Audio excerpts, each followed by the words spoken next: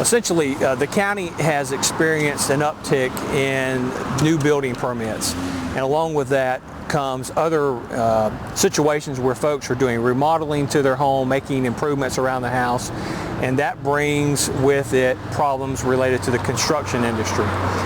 Some of those problems are specifically the fact that we have individuals out there taking advantage of individuals when they're doing work and they're not licensed to do that work. There are a number of things in which individuals must be licensed within the state of Florida. Some of those things are simply installing a pool pump. You need to be licensed to do that. You hire an individual to put a carport over your patio. You need to be licensed to do that. You mess with the structural integrity of a building or a wall. You must be licensed to do that. Those things require a license because it's dangerous should you take down a wall or a partition, create a collapse, hook up a dishwasher. All of those involving electricity or plumbing require that individual to be certified by the state of Florida to perform that work he or she is doing. There is a division within the state of Florida that regulates the construction trade. That is the Department of Business and Professional Regulation.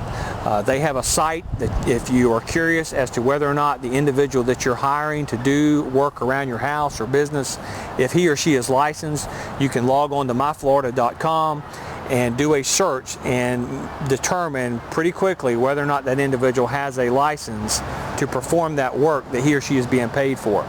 This particular investigation was run in conjunction with them because certain individuals were identified as possibly out and about here in our community conducting construction trade business, which requires a license, and those individuals were thought to be doing that work when in fact they were not licensed to perform it.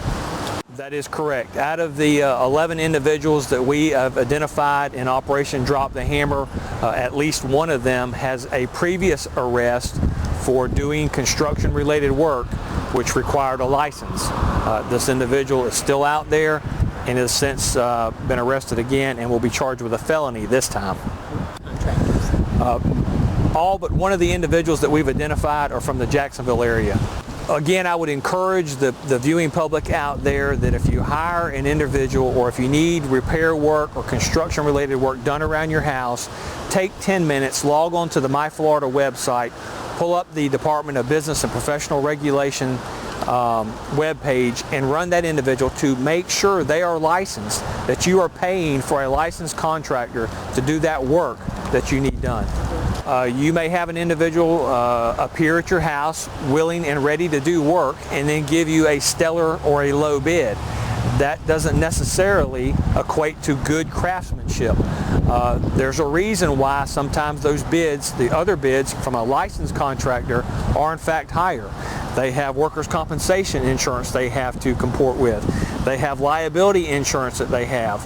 There's a myriad of things that a true licensed contractor has to do to be in accordance with Florida law, but these other individuals are bypassing that just to give you a lower rate, and that ultimately can cause you some problems down the road with inferior work.